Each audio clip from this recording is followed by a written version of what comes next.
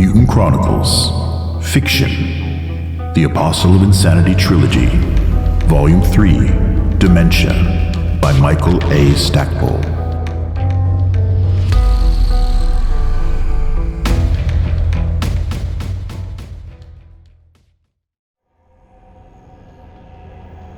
Chapter 13. I came out of Subrio and found Ash hovering over me. Swinging my feet off the couch, I peered around him and saw Andy sitting at her desk, sucking on a Nick stick. "How am I doing, Doc?" She shrugged, letting the hissed sucking sound communicate her lack of concern. "That black eye looks really very combative. Other than that, you're fine. Though you will hit a wall if you don't get some sleep." "Plenty of time to sleep when I'm dead." "Found it that restful, did you?" I winced. "Touché, Andy. I've got an errand to run. Then I will get sleep. I promise." "I believe you." She looked at the Attila unit. "Ash, if he violates this promise, you will put him in a bed and sit on him until he goes to sleep." "Acknowledged." I glanced up at the death machine. "I'm not going out with him in tow." "You're not going out without him." "I don't need a babysitter." The door to her office opened, and Beach came into the room. "You will take Ash with you in case the Brotherhood has any ideas of avenging their operatives." Ash reached out and helped me to my feet. "Your safety is paramount." I rolled my eyes. "Take a long walk off a short pier, okay, Ash?" I shifted my attention to Beach. "Having an Attila backing me up will ruin my freelance cover." "When this operation goes down, your cover will be in tatters anyway. If these freelancers you're going to meet are acquainted with the enemy, they will welcome your corporate ties. If they don't, you can't use them." As much as I wanted to deny what Beach was saying, I knew he was right. My cover as a freelancer had been of limited value and limited life anyway. With Fei Fan's experience as a Cybertronic expatriate, for example, Lane, Pam, and the others must have assumed I had some sort of sweetheart deal with Cybertronic anyhow. While I did complain about the availability and cost of spare parts the same way Fei did, I never seemed to have much trouble coming up with them, or the money to pay for them as she did. "All right, Ash, come on." I started toward the door, but the Attila didn't move. "Ash, you coming?" The blonde behemoth blinked his eyes twice. "Pardon, compliance with your initial instructions required the completing of information download." "Download?" "A comprehensive survey of every known peer to facilitate running a statistical analysis that yielded the specifications for short as it relates to peers. Subsequent to that will be a similar survey of walks to their lengths. Do you wish this procedure aborted?" "Yes, for the moment, yes." I nodded at Beach and Andy.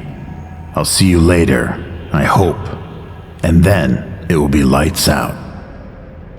I decided to let Ash follow me instead of using him like a cutter to split the crowds on the street. If he saw anything that tripped his surveillance and protection program protocols, he could reach out and touch me, or use our cellular phone links to covertly supply me with information. I did not expect trouble, but I didn't want to be taken unaware. In spite of myself, I felt good about having him there, and my sharing that with him would mean nothing to him, and my self-esteem didn't need the knock of realizing I needed a bodyguard. I knew I had to catch up with Lane and Pam at the Midnight Sun, because a visit to Yojimbo's apartment would put me under Brotherhood surveillance again, with their operatives having failed to report in after they started trailing me. I felt alerting the Brotherhood to my presence was not a survival trait. Lorraine's survival depended upon my survival, so I opted for the easier course and headed to the bar. Surviving the midnight sun, on the other hand, was not always that easy. A lot of the patrons had left for the night, but my friends were formed up in their customary knot at the table where I'd found them before. A few patrons sat at the tables scattered through the center of the bar, but the next largest cluster came in the form of half a dozen men and women at a table at the opposite end of the bar from our table. From the collection of beer pitchers pyramided on the table, they had been drinking steadily for a while. I smiled at them and nodded. In an instant, I surveyed their personal firearms, and my computer decompressed the data about them. I knew what they looked like and how many bullets they carried, how fast they could shoot them, and even what the digitized soundprint of firing them would look like. In the midnight sun, their threat level was relatively low, though the copious amount of beer did raise it a notch. The obvious tension in the air between them and my friends raised it yet again.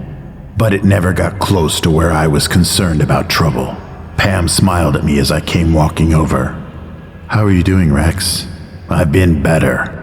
I pointed Ash to the position next to the wall. "Things have gotten a little more complex since I saw you earlier this evening. I think I need you for an operation." Lane and Klaus instantly became more interested, but Faye paid a lot of attention to Ash. "Odd friend you have there, Rex." "He's my little brother. I put him together from a kit." I looked at the others.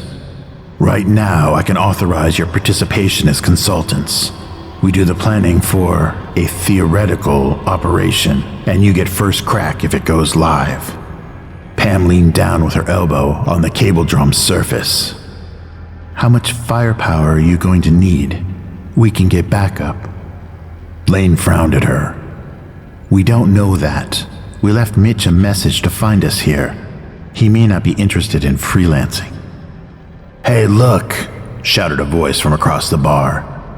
"It's Abacus and Costello." I glanced back over my shoulder at the people at the table and sneered at them. "Ignore them. They rolled in an hour ago and started sopping up beer like sponges. They've been making remarks at Faye, so we figured they're Imperial nullbrains." Pam reached out and gave Faye's hand a squeeze. "Freelancers have to learn to let old corp ties die. Back to your original question, Pam. I don't know how much we'll need in the way of firepower. That's part of the planning. You four, Yojimbo, and anybody else you can think of who has experience in dealing with weird stuff will be welcome." Pam nodded her head, a strand of blonde hair slipping down to caress her cheek. "How much?" "In the planning phase, 20% of your normal rate." "That's not what a consultant for a corporate matter would be paid." "Good point. 25 crowns per hour." I glanced at Faye. "And you can take yours in parts at cost, if you want." Her dark eyes narrowed to slits a second before I heard a man burp behind me.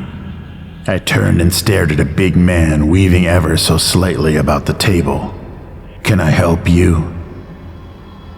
The guy gave me a drunken smile, and what he clearly hoped was a hard-eyed smile. "Answer a question, Kay." "What?" He sniffed and wiped his nose on his sleeve. "How come Cybertronic makes weenie folks like you and the little minx there? They tried making larger models like you, but something in their size just can't help being stupid. That hit him between the eyes, but comprehension just didn't take place." "You got spare parts? Ask your wife." "What?" "Well, they're not special." I turned fully in my chair and faced him. "Just bigger." "You're a goddamn machine." He pulled himself up and smiled at a trio of newcomers entering the bar. "You run on batteries." And I keep going and going and going. I saw him begin to move around the table to brace me more directly. Then one of the newcomers gestured and the whole world went black. "Who turned out the lights?" the man yelled. Then all hell broke loose. One advantage of being a Cybertronic agent is that my brain functions so much faster than other people's do that what seems to occur simultaneously to them becomes a clearly delineated chronology of events to me. For example, even as I began to tip my chair over to drop me to the floor, I felt a warm spray cover me.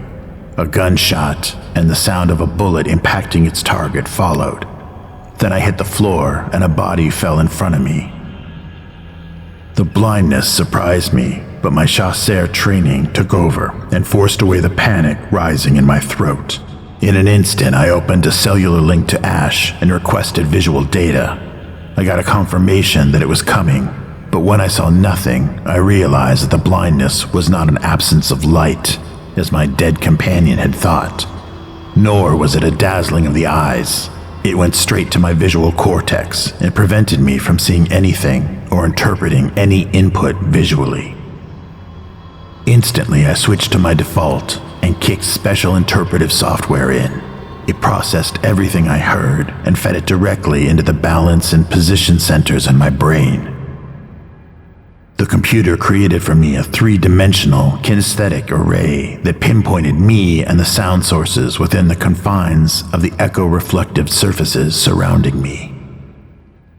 A separate feed of the same data from Ash provided triangulation inputs that confirmed direction and range. I reached out to the dead man's body and slid an aggressor from the holster on his right hip. It was a pig of a weapon, complete with a stubby snout, but it beat the hell out of throwing a knife in a firefight. I slipped the safety off and charged the gun, then came up on one knee and pulled the trigger. Relying on the passive sonar to locate and eliminate targets in a firefight is a weird experience. The human body tends to absorb sound, so it can be detected by the absence of noise coming from it. However, in a firefight, there's more than enough sound to mask any void. A human with a gun only has two sound sources, the gun and the voice box mouth combination. Luckily, the latter is on the body midline and makes a dandy target in and of itself. My first shot sent a bullet out that knocked a body tumbling back into the tables and chairs. The explosion from my gun echoed back off the tipping and toppling surfaces, and the computer placed this new terrain in my kinesthetic landscape. As the sound sources went from being crisp and explosive to wheezy, I shifted my aim to point to the left and fired again. This time I triggered two shots. One of them hit. The target spun back to the right and spotted itself by screaming. That told me it was not dead, and I decided to finish it. Two more bullets silenced it, and with its death, my sight returned. Being able to see again almost killed me. Visual inputs immediately overrode the oral ones, but my brain was still feeding data to my kinesthetic faculties.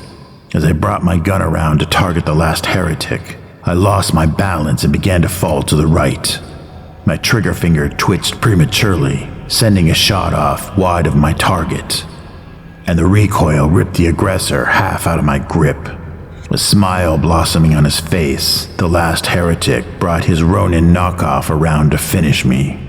A burst of automatic submachine gun fire from behind me caught the heretic in the middle and folded him double, as if he were a cardboard cutout. A second burst punched him through the crown of his head and drove him butt first into the bar's far wall. On impact, his body straightened up again, and a third burst blew his heart out of his back and left it in a smear on the wall. Ash scanned the bar, then tucked the CAW-2000 away. Threat assessment evaluation equals 0. I nodded. The heretics had been interested in killing drunk Imperials.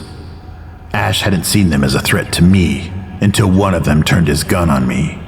At that point, the Attila reacted instantly, eliminating the threat to my safety. Such literal-minded devotion to duty made Attila units wonderful as combat support, but their lack of flexibility meant they required mentally dexterous leadership. I tossed the aggressor on the body of the man from whom I'd taken it. Most of the top of his head was missing, and most of what had been in it had splattered all over me and the others. The 3 heretics were down for good. I'd hit the first one in the throat and the second one in the torso. The other Imperials were also down, but cries for help indicated someone had survived. I used a cell link to call for medical assistance. I wanted the Imperials treated by Cybertronic so we could get information from them. I ordered Ash to immediately dump his visual wreck of firefight to Carl, in hopes that these heretics might have been at the accident scene. That done, I turned back to the others. "You all okay?" Lane shivered. What was that all about? How did those heretics manage to miss us? Pam gave Lane's shoulder a squeeze. They weren't after us, lover. We were blinded to eliminate witnesses. I slapped my hand against my forehead. Of course, I expected it, but not this soon. Pam frowned at me. What did you expect, Rex? You in as my consultants? You'll sign a non-disclosure agreement? Everybody nodded. A freelance operation sponsored by a heretic inside Imperial took Lorraine Coven away from Capital earlier this evening. The freelancers who snatched her didn't know they were tied up with the Dark Legion. They got away because they had some heretical help on their escape. I told my people that I expected the Legion to kill them to tie up some loose ends. It should have occurred to me that this place, being a freelancer's watering hole and all, was a likely place for the hit. After all, we've chosen it for the easy access that makes getaways quick, haven't we? Lane looked hard at me. What we, white man? You're no freelancer. True, but right now I'm the guy who's got the backing to take on the Dark Legion and rescue Lorraine Coven. That okay by you? You pay the bills, you call the shots, boss. Lane clapped me on the shoulders, and all 6 of us headed back to Cybertronic to do some consulting. Mutant Chronicles, Fiction, The Apostle of Insanity Trilogy, Volume 3, Dementia, by Michael A. Stackpole. Chapter 13, End.